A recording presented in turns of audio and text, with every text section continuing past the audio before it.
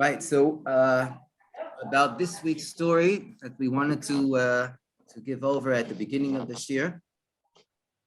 Whoever isn't here, they'll have to hear the recording. There's a story that's told about a Rabbitson Astulin. Rabbitson Astulin, she was for many years with her husband. They were in the Soviet Union in Russia until finally they were granted to exit to leave Russia. I believe it was in the 70s, and the whole dream that she had to be able to get out of Russia wasn't necessarily to go and to be able to come to the comfort of outside Russia. They ended up coming to Eretz Yisrael, living in Nachalas Har Chabad in Kiryat Malachi in the south. But the whole idea of her having an exodus from Russia was due to the fact that she had such a passion to be able to be to have a private audience, a yechidus, and to see the Rebbe Shlita Melech Ha'Moshiach. So right after she arrived in Eretz Yisrael, also very miraculously, it was organized that she was able to fly to the Rebbe, and she came into the Rebbe while she was there for yechidus. In the private audience, the Rebbe heard different stories that she told, and then the Rebbe said that she should see to it to go and to do mitzvahim, to go on the mitzvah campaign in Eretz Yisrael, in order to promote the lighting of Shabbos candles, Shabbos and Yontif candles, which is known as Neshek, Neus Shabbos Kodesh, Mivtza Neshek, the campaign of Neshek. She started to make faces, and she said to the Rebbe that her Hebrew is very weak. She doesn't, she just came now from Russia, and also she didn't know how the people, and then the people were less open to the concept of Judaism, practicing Judaism, religion. They were very like left wings, even Communist Party they had here in Israel. The Rebbe said, "Don't worry about this concern, and if you encounter a difficulty while you're at it, so tell the person that I sent you, that you're my shliach, I sent you. The Lubavitcher Rebbe Shlita sent you." Okay, she, upon returning to Eretz Yisrael, the first Friday that she was here, that after she landed, she saw to it to go to a base refuah, a hospital, and she was, even though she had a bit of anxiety about the thoughts with her Hebrew and about the people, if they would accept her or not, she went because the Rebbe told her so. That's what the Rebbe told her to do.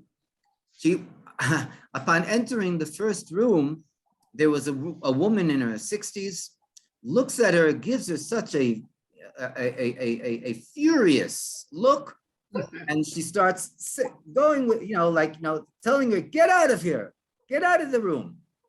And she looks at her. She says, "I don't want datiyim. I don't want religious people here. I didn't ask for religious people. I'm an atheist. What are you doing here? Who invited you?" So, she felt the embarrassment and the anxiety that she felt is coming to fruition. But nevertheless, she said, I'm just here in order to, and the lady started to shout at her again, until finally, all of a sudden, the thought, when she was in the private audience with the Rebbe, came to her. The Rebbe told her, if she encounters any difficulties, to say that the Rebbe sent her. So she said, "The Lubavitcher Rebbe sent me."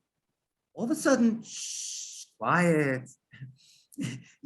She sees that the lady all of a sudden calms down, and she's thinking to herself, "What happened? This woman that was acting with such a wickedness, all of a sudden she's calming down."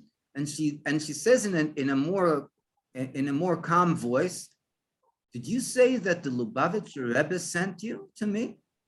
So she nods, she says, yeah. So she says, why? Do you know the Lubavitcher Rebbe?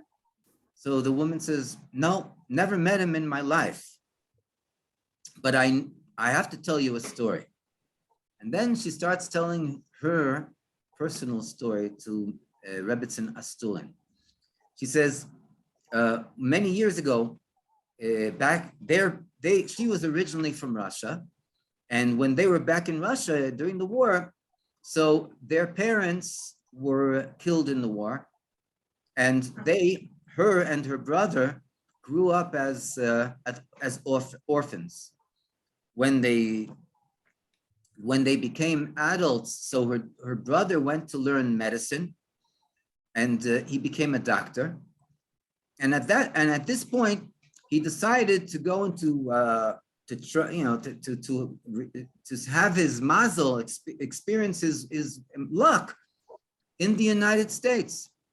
It wasn't easy for them to get out from the USSR, but they finally received their permission to leave. Her brother traveled to the States, but she wound up traveling to Eretz Yisrael, to the Holy Land, and that's how she wound up in Eretz Yisrael. And then she tells about her brother's experience. When he arrived in the United States with his dream that he's going to become a very successful doctor and that he'll be able to send money to his sister in Eretz Yisrael and so on, all of a sudden, all his dreams wound up to be fantasies. Why? Because at the time when he presented his credentials to the board, so they told him that they couldn't accept his medical credentials from Russia, and he would have to go and to do a refresher's course of 1 year here in the United States, then to pass the exam, and only then he would be allowed to practice medicine in the United States. This tore him to pieces. It literally broke him because he barely was hanging on by his nails, but in order to be able to go and to make ends meet when he arrived in the United States.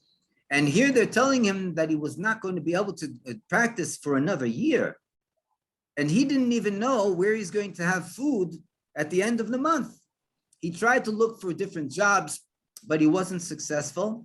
And then the conclusion in his mind, at least, was that he's going to put an end to his life, Rahman al-Islam. Amen. Yeah, really terrible. What did he decide to do? He started to walk towards the Hudson River, to one of the bridges that cross between, that go over between Manhattan and Brooklyn. And he decided that he's going to jump. As he's walking by the bridge, he hears someone shout out to him, "Hey, are you Jewish?" And he keeps on walking. He says, "Listen, if you're Jewish, you should come here. Put on tefillin. This is what all Jewish men do on every weekday." And this voice tells him, "Listen, it'll give you a really fantastic feeling. And not only that, but it's for free. You don't have to pay." And somehow this voice of this young man that was speaking caught on to him, it grabbed him. He turned around, he looked at the young man, and he said, "Okay." The young man donned tefillin upon the Russian doctor, made the blessings and so on. After they finished with the tefillin, so the young man said, "Where are you from? Where are you going?"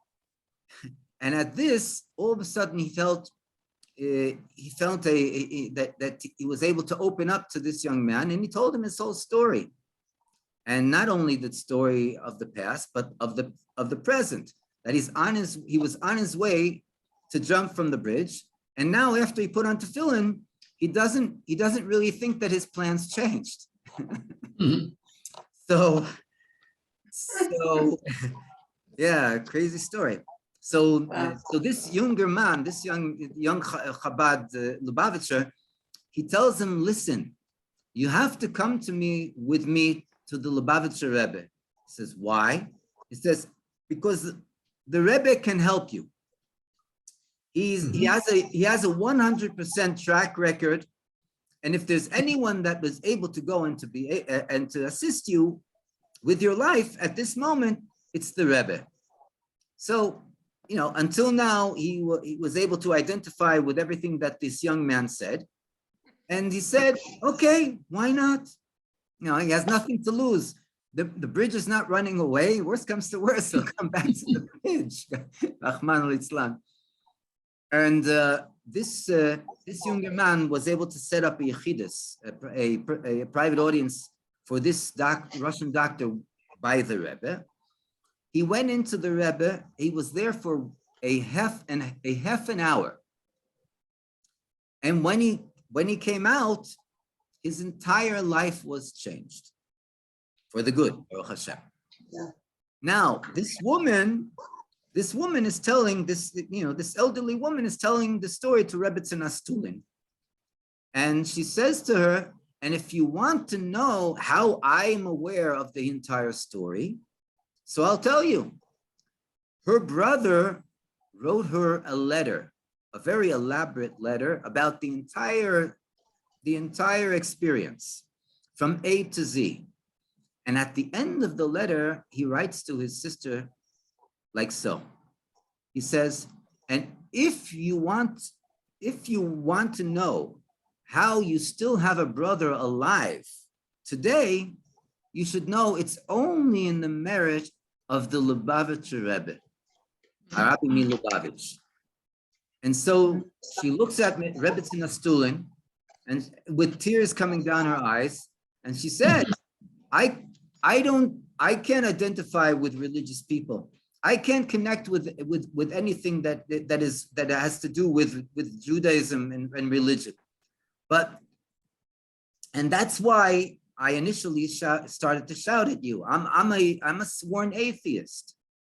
But when you told me that you were sent by the Lubavitcher Rebbe, I raised my hands because this is the person I owe my brother's life to. And then she looked at her and she said, now, what were you coming to offer me? What am I supposed to do with these candles? Just tell me, whatever you say, I'll do. This is one of the most unbelievable stories. It's a real story, first of all, but one of the most unbelievable stories when people, first and foremost, when people contemplate about themselves and about our lives, about what we're going through in life, and we think for a moment. So the first thing in order to go and to overcome our challenges, overcome all the trials and tribulations of life, is basically to connect with the Rebbe, to connect with the Rebbe by studying his teachings, by writing a letter to the Rebbe in the Igros Kodesh, the Rebbe's letters, asking for a bracha. These are things that give us the ability to connect with the Rebbe. And this is the first and foremost in order to maintain our own existence. But then when it comes, and this is like on the more global basis, when it comes with us, dealing with another person, and our fellow Jew, and we have all our anxiety. Is this person going to receive me? Is he going to accept me? Is he going to listen to what I have to say? Maybe he'll treat me, in an ill-mannered manner. All these thoughts that we might have, they might be true thoughts. They might be a true reality. But the reality of what's going on when we come to go and to offer the study of Torah, the observance of the mitzvahs to another Jew, has no hold whatsoever with the reality down here. The reality is controlled from above. And the reality is controlled by Hashem through his messengers, through his shluchim. First and foremost, by the leader of the Jewish nation, and by the spiritual leader of the entire world. And this is the Lubavitcher Rebbe, the Rebbe Shlita Melech Ha'Moshiach. All we have to do is to remind ourselves to connect with the Rebbe and to verbally express it. If we encounter difficulties or challenges, say it to the other person. The Lubavitcher Rebbe sent me. You have a problem, you have a difficulty, the Lubavitcher Rebbe sent me. And this is enough in order for us to be able to have the carte de blanche, the entry card to any place or to the heart and the mind of any individual.